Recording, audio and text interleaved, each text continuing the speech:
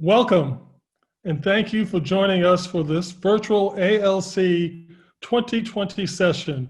Vote to save our planet, the urgency of addressing the climate crisis in 2020 and beyond. I'm Congressman Donald McEachin of Virginia's 4th Congressional District, and I'm pleased to moderate today's panel discussion.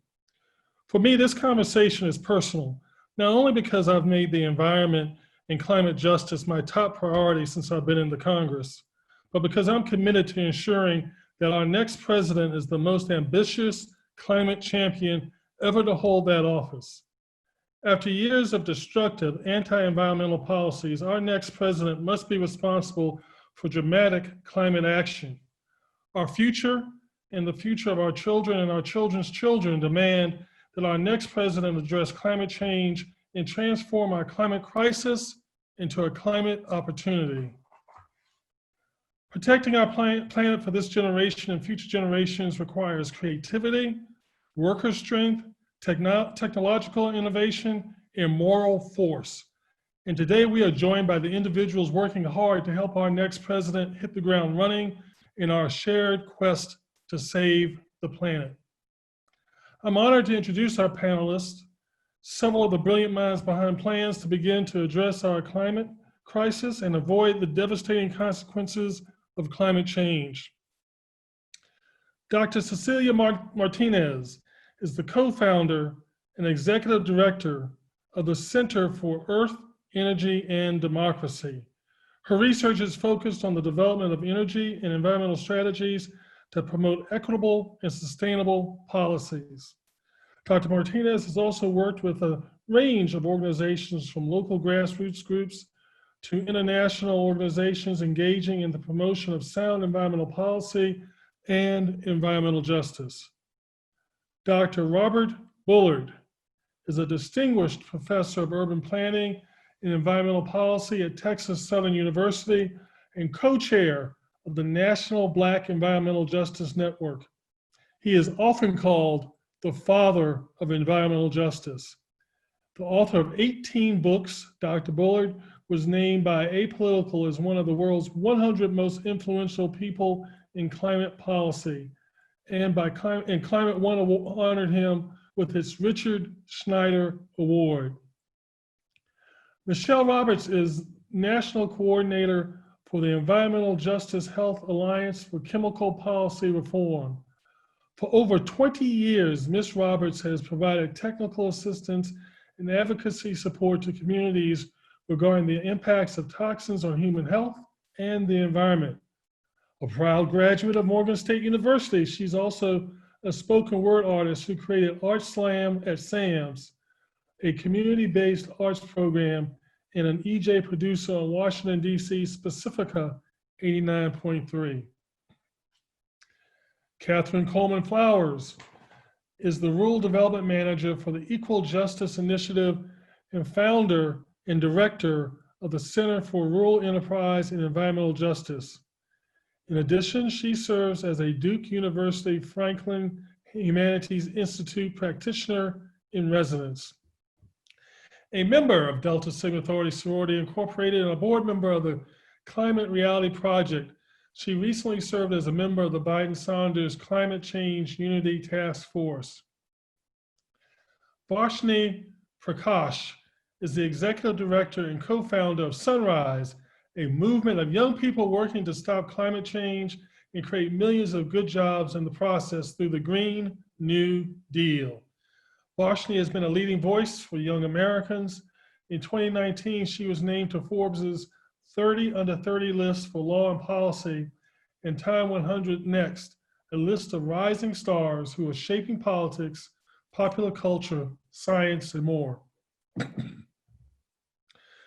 Thank you all very much for joining me for what is sure to be a sustaining conversation, and even a stimulating conversation, excuse me. Let's dive right in. Dr. Bullard, come January, we will have a new Congress, new governors and state legislators, and perhaps a new president. In other words, 2021 means a fresh opportunity to tackle our problems. Problems that we face from some urgent crises, from the COVID-19 pandemic to mass unemployment to ongoing police brutality that call for immediate action. In such trying times, people may think other issues can wait. The climate crisis, however, is not waiting, but some of its worst harms are still in the future. So what does our next president prioritize? Can our next president address the climate crisis even as we grapple with other challenges? And if so, Doctor, how? Well, first of all, I'd like to thank you, Congressman McEachin, for holding this panel and for allowing me to serve on this panel. The fact of the matter is, America is in crisis, and this November election will be a mandate to address those converging crises and converging threats that are bearing down on our populations, and particularly those populations that have borne the burden for pollution, for disasters, and right now, this pandemic called COVID-19. And when we talk about having our elected officials, from our city council members, school board, county commissioners, state legislators, congresspersons, governors, and all the way to the president, it's important that those officials understand how all of these convergent threats connect. And so we talk about climate change. Climate change is happening right now. We can't wait, because those communities that are on the front line of climate change are on the fence line with these polluting industries that create greenhouse gases, but they also create deadly pollution that's killing people and causing the asthma rates and respiratory illnesses, particularly for Black children. Asthma rate is 10 times that for white children. And so when we talk about this pandemic of COVID, this coronavirus, there's also a pandemic called systemic racism. And when we combine the systemic racism with COVID, and we look at the health disparities by the attempts to dismantle the Affordable Care Act, and looking at systemic racism in our housing and the response to man-made disasters. In this case, we talk about response to climate change, which is a human-induced. And so we have to have our leaders to connect the dots and understand the urgency of now, not 4 years from now, not 20 years from now, but the urgency of now. And we also have to look at climate change not just as parts per million in greenhouse gases, but also economic justice, environmental justice, racial justice, and health justice. Climate change is a health issue, and we need to tackle those issues in their totality. That's what we need from our leaders. That's what we need from policymakers who will be putting in place legislation as well as policies to deal with these converging threats, and not just one at a time, but as they impact all of our communities at the same time. Thank you very much. Thank you so much for that, Dr. Varshni. Our climate crisis is an intergenerational issue, and people of all ages have been and must be pushing for climate solutions that benefit people and all generations. How have young people been engaged in this fight, and how can they continue to engage more of their peers as we prepare for the next administration? Yeah. Well, hello, Congressman. Thank you so much for having me as part of this conversation. And I also feel really blessed to be, honestly, amongst so many giants in the environmental justice and climate justice field. Y'all have made this conversation, and I feel like I'm really standing on the shoulders of giants and really grateful to be here with all of you. So yeah, this is a fantastic question. I mean, in large part, I think it's about using our voices actively to push for change. Right now, young people, working people, people of color, we are facing a ton of compounding threats, right? We have this pandemic that has claimed 150,000 lives or more. We have economic inequality that is the worst that it has been in a century, and we have tens of millions of people who are out of work. A lot of those folks are young people, and particularly young people of color. We have a climate crisis that has set California on fire year after year after year, and hurricanes inland happening in Iowa and careening towards the Gulf South.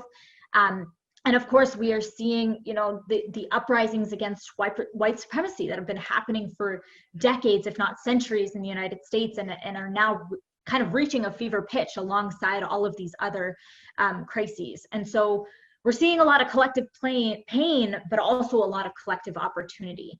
And I think all of those things are terrifying, really scary, grave threats to human civilization and to my generation. But I think actually the greatest threat to the world and to our democracy and to our country is this idea, is this really pervasive and scary idea that everyday ordinary people lack power, and that those folks lack agency or the wisdom to change the world. And so to me, the role of movements, the role of activists, the role of everyday people who are getting involved in politics for the first time, so much of that is about fundamentally transforming the conversation about the problems and the crises that face everyday people. It's about taking private crisis, private suffering, and bringing that into public consciousness and into public relief. And we've already seen young people really leading on this, right? Whether it is a conversation in the country around criminal justice reform or defunding the police, or whether it's about gun violence led by the March for Our Lives, or whether it's about climate change, whether it's about immigrant justice. So many of these issues have been defined really by young people or people who have seen the crises that are in front of us and refuse to kind of be mired in the rules of yesterday, in what has been deemed as politically possible or what is realistic by the rules that govern today, and saying, to hell with that, we're actually going to think about what is necessary to guarantee human rights to all people, and we're going to fight for that solution, and we're going to shift the window of political possibility towards the solutions that we all need. So I think one of the key things in movements right now is moving the millions and millions of young people who are really on our side, who care deeply about the environment, who care deeply about climate justice, who are scared about our future, and who are bearing the brunt of a lot of these intersecting crises, and translate that sort of passive support into active action, into showing up in the streets, but also showing up at the ballot box, to voting, to getting their friends to vote. I mean, I have 14-year-olds in our movement right now, 14-year-old young girls of color who are leading hundreds of other young people to do phone banks and get out the vote and so many other things. And I think that's the level of activation that we need to see in our young people, and that movements are really making possible in this nation, and that we're going to have to see a lot more of if we're going to turn the tide politically over the next few decades. Thank you so much, Varshini. That is encouraging. Michelle, the decades-old legacy of environmental injustice continues to plague low-income communities, communities of color, tribal and indigenous communities across our country. There's growing consensus that we cannot solve our climate crisis without achieving environmental justice, and vice versa. What steps can our next president take to correct past failures and achieve justice in our country? Thank you very much for having us, Congressman. We deeply appreciate being part of this panel discussion, we being the Environmental Justice Health Alliance for Chemical Policy Reform. Very long name, but very intentional. We consist of legacy environmental justice communities and advocates who serve them. I'm originally from Wilmington, Delaware, which is exceptionally important for me in this journey. I think about, and as I listened and reflected on the past two presentations, I think about my great-grandmother, Lucy Dickerson, who was born in 1882 on the eastern shore of Maryland and migrated into Wilmington, Delaware with her family. My parents were in the Brown v. Board class of 1954. who attended Howard High School, family members who actually living in fence line spaces, working as domestic workers, and equally living and their health being compromised by these egregious chemical operations. All to say that when you think about, we're so grateful for the 1991 people of color, first people of color movement and space where principles were laid down, EJ principles defining a plan, a process, and a need, and strategically being intentional and continuing to lay the footwork since that of the civil rights movement with being very mindful and strategic about what it is we need to better the conditions for our people, thereby creating charters like the Louisville Charter for safer chemicals and policies, and then equally educating, organizing, and mobilizing everyday people, like we just heard the previous speaker say, to not only vote, but engage in processes with folks like yourselves and Congressman Grijalva, who created the EJ for All Act and subsequent other bills that are, and executive orders that are either on the platform or either being pushed for rollbacks. The good news is that in the midst of this dark hour with the rollbacks, the suspension of enforcement, the egregious behaviors by this administration, everyday people have a strategic plan. Everyday people see themselves in this plan, and everyday people are ready to mobilize, organize, and educate to get themselves into the, as we heard Dr. Bullard say, into those school board meetings, through to the congressional meetings. While this is a very daunting time for us, as my grandmother used to say, trouble don't last too long. And as long as we are able to unify, love our way through this, make sure that we are mindful of the atrocities to every culture, and not only that, the poor. We cannot leave the poor behind, but equally the fact that we now see, and just last, that we see in the Senate, the Congressional Select Committee, we see ourselves as they spoke to George Floyd and the need to make those interconnections of policies. That's a heavy, hard lift, but this is the reason why we need to be able to make sure that all of our people are at the table voting. It gives me joy to hear these 14-year-olds, just as we did in the 60s, 14-year-olds were there. And so therefore it shows what our elders have always said, that the race to justice is not a sprint, but a marathon. But the good news is that we have a quilt of unified Black and brown and poor people saying enough is enough, and we have a plan.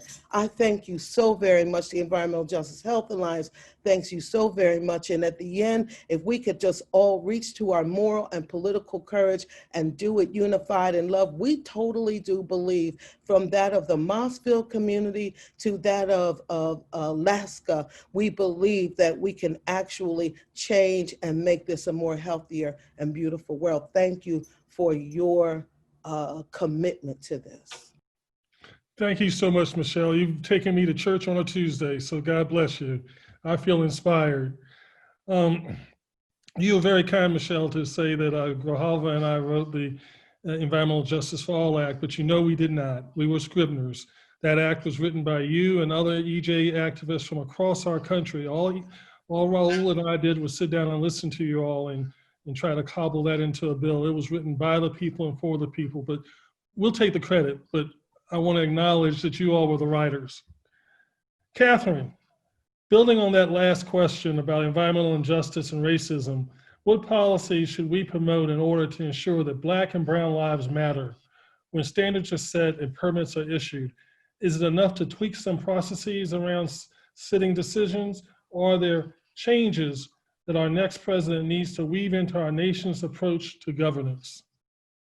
Well, thank you for the opportunity to be here. I really feel that there's some changes that need to be made. I've lived long enough now to see that, coming from Lowndes County, Alabama, between Selma and Montgomery, that the actions need to go beyond just the marching. We need to make sure that policies are in place that are fair and equitable, and the policies that have led to the benign neglect of communities of color, indigenous communities, rural communities across this country were put in place a long time ago, and they need to be dismantled. So whoever assumes the mantle of leadership in 2021 should go in with a 100-day priority of making sure that there are policies put in place that will build back better. And I'm thinking about that in terms of the fact that, I'm in the South, and although I'm not in Louisiana or Texas, I live along the Gulf, and we're seeing what climate change is doing in terms of causing the kind of destruction. But if we're going to build the same thing back the same way, we're going to continue to have the same problems. And environmental justice communities often don't have the government coming to the rescue when catastrophes happen. So the policies need to change, the governance needs to change. And I want to echo our other speakers that have already said, we have to make sure that the impacted people are sitting at the table. And I feel that if we do that, we can dismantle a lot of these structures that have created social injustices for really generations. And I'm so thankful that Rashini and the young people are engaged and involved and will take it to the next level. And we're going to be there to support them 100%. Thank you so much for that. Dr. Martinez, climate change solutions, including building and rebuilding America's energy, transportation, and manufacturing infrastructure to be cleaner and more resilient, offer an important opportunity to create millions of good-paying, high-quality jobs. What kind of policy changes would unlock these jobs? And is there a way to concentrate those jobs in the communities that need them the most? Thank you, Congressman. And again, thank you for this opportunity to be on this esteemed panel with these amazing people, climate justice and environmental justice warriors. In answer to your question, it's an overwhelming and huge yes and yes. I mean, not all of us know that we're at a critical moment in history, that climate change is a signal from our ecosystem, from our planet, telling us that we are not doing things right. This is nature informing our human societies that you need to change in order to be good citizens of the planet. And we need to take heed to that. And at the same time, we need to acknowledge that there is extreme inequality, not just domestically, but across the world, globally, that the kind of economy, both domestic and international, has created huge inequality, those that benefit and those that don't, those that bear the costs. And so each of these sectors, whether it's transportation, manufacturing, infrastructure, energy, we know that they are a dual-edged sword. They both provide economic opportunity, economic development, jobs, and employment for our community. And they are the sources of pollution in a fossil fuel-based economy that creates pollution and creates health impairment and harm to many of our communities. So that's what we mean by switching it so that we change our public investment, change our government to invest in a way that is both environmentally sustainable and for the health of our communities. This means that we really need to massively invest in this economic transition.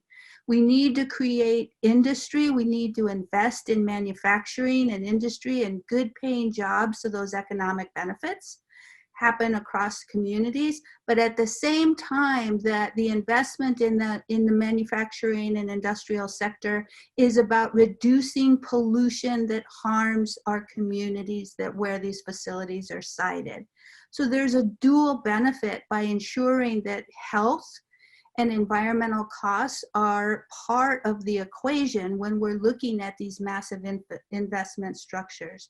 prioritizing those communities that have been left behind, prioritizing those communities that have had the highest level of pollution. We know that unemployment is at a record high right now, and we know that we can do better. Many of the communities that are unemployed have been unemployed for quite some time, and yet good paying jobs, union jobs, can happen for them with a good public investment. We know that in the energy sector, just to give an example, the US spends about $1.1 trillion a year on energy. That $1.1 trillion a year can be invested in a way that actually is supportive of the planet and of communities. It means investing in buildings and housing that have been left out, that have been in communities that have been disinvested for so long, where capital has not flowed to those communities. The public sector can use its massive power and its investment strategies to make sure that those communities are invested in. It's not an accident that they're the most energy inefficient. It's hard to be energy efficient when you haven't had the capital, when you've been redlined, when all of these past policy decisions have actually sucked capital away from your community. It's not an accident that in the transportation sector, the highway system went right through these communities. So we need to shift the way we're thinking about these investments in a way that prioritize those communities that have left behind. It's also a matter of just making sure that we put equity and justice as a criteria for how we invest in this country. And I think that in the long term will benefit everyone. Thank you. Thank you. Thank you for that very thoughtful answer. These next two questions that follow as we begin to wind down this conference are open to anyone who wants to field them on the panel. What happens next for our climate depends on us. In your experience as leaders, educators, and activists, is there a specific thing that really gets through to people, that helps them understand the urgency of the challenges that we face? What can people do on an individual basis to promote greater awareness and engagement? Well, let me take a stab at that first. I think it's important that we understand that every social movement that has been successful in this country has had a strong youth and student component. And looking at Black history, every major movement, including civil rights and peace and justice, anti-war, environmental justice, have involved historically Black colleges and universities in terms of seeding leadership and in growing the kinds of leaders that we need and partnering with our Black organizations. Those partnerships have proven to be success. And since this is about the CBC and leadership, I think we need to tap into those resources that are there. That's why we relaunched the National Black Environmental Justice Network and created historically Black college and university climate change consortia that can support our communities that are on the front line and on the fence line, so that those collaboratives and partnerships are real. We're not waiting for somebody to ride in and rescue us. We're doing it ourselves. That's a good takeaway as far as I'm concerned. Thank you so much for that. This is Catherine. Please, Catherine. Yes, I believe that one of the things that people can do is register to vote, go and vote, and take 10 people with them. I think that's the most basic thing we can do. We don't like the way things are going in our communities, whether it's state, whether it's local or federal, vote. I think that democracy works when we make it work. And we have to partner with the groups that Dr. Bullitt just mentioned. But there are other groups too that are part of that experience, including the Divine Nine, which I think has a lot of influence that needs to wield it now. I also feel that there are a lot of church organizations, a lot of groups that could be engaged and educate their populace, and we partner and talk about not just the things that we see every day, but about climate change and intersectionality and how they impact our health and how it impacts how we live and make a living and the future generations. So yeah, I think the most basic thing we can do is vote. Amen to that. And while I would take a minute about talking about voting, let me just urge those folks who are watching this program. I know you're going to vote, but if you're going to vote by mail, don't wait till the last minute to vote. I suspect that you already know how you're going to vote, one way or the other. There's no need in holding that ballot. Get it back in so that it can be back at your registrar in a timely fashion. If you don't want to trust the mail system, your state probably has a way to vote early. You don't have to wait till election day. If you don't want to be in crowds, if you don't want to stand in lines. You know, here in Virginia, we start on September 18th. Check with your registrar's office in your locality, in your state, to figure out when your early voting starts, and then just go. Make a plan and go early. And then, of course, if you're one of those folks like my wife who likes to be in line on election day, you're welcome to do that too. But by all means, please, please, please vote. Our democracy won't work if you stay at home and keep your opinions to yourself. Mm-hmm. Mm-hmm. Our final question before we begin to wrap up is, what should our audience members take away from today's discussion? If you were to boil everything down to a single essential point, what would it be? I would like to share that while we are engaged in that of the deep issues of systemic racism, we equally need to address the impact of what capitalism has done on us as a society. There needs to be a major reformation. And with respect to that, as you said, going to church, it's spiritual, which means I'm not saying that people need to go to church. What we're saying is we need to be very spiritual about what this means about the rights of health, life, and well-being. And with that being said, it doesn't take a white paper for that. It just takes an open heart and a listening ear and a willing embrace to go deeper into one's consciousness to make sure that not one community is left behind. Well said, well said. And I would obviously very much piggyback on Michelle and all the other esteemed panelists. I think, I think we are in a world where the soundbite carries weight. We are in a world where opinion without reflection and thought and responsibility seems to carry more weight than real, thoughtful, educated research and facts that guide our decisions. And I feel, though, that we are in a critical moment because of all of it. We are in a critical moment because of climate change, but we've been in darker periods of history in this country. There has been deep, deep darkness in this country. It was founded on the basis of exclusion. So we shouldn't kid ourselves into thinking that somehow or another we have the answers now. We should reach deep down, be students of that history, be informed, do our research, hold our heart and our spirit together to be able to solve this problem. I'm a new grandmother. I know my young 2-year-old grandson who is growing up at the tree that my grandmother used to take me to teach me about the earth and the plants. That's a powerful intergenerational moment. And I think, together with finding our allies like you, Congressman McEachin, who will represent us well, that's why we need the vote. All of that must come together if we're gonna make a difference today. Thank you for that. What you said was so important. If it's a sort of a simple-minded slogan, if it can fit on a bumper strip, it's probably not the right answer.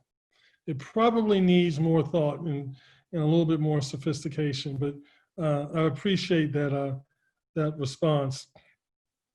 Today's been wonderful, folks, and I want to thank each one of you all for your thoughtfulness, your answers, and taking time out not only to be on this panel, but also to do the hard work that you all have been doing for so many years. And as Varshini said, I too stand on your shoulders.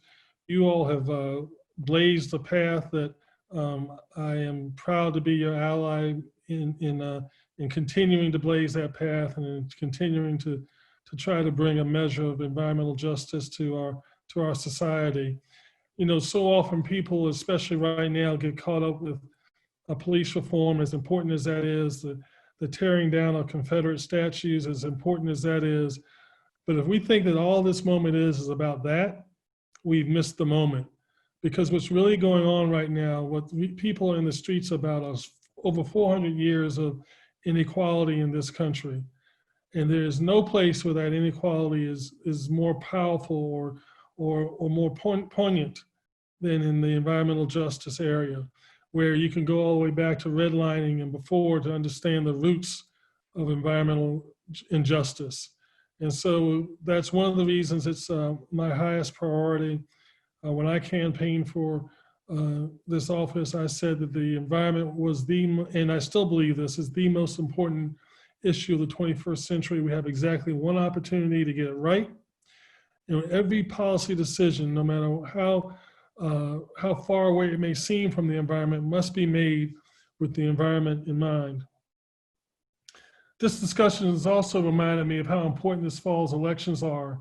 So to ensure a better, brighter, more sustainable future for Americans across the country, while ensuring that we deliver that justice to the communities that have long been denied that justice, we have to vote.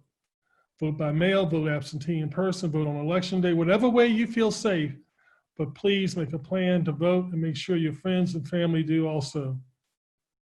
Thank you again to our speakers. Thank you to the audience. Thank you to the staff that pulled all this together once again for me. God bless you. Have a wonderful day. We'll see you on the campaign trail.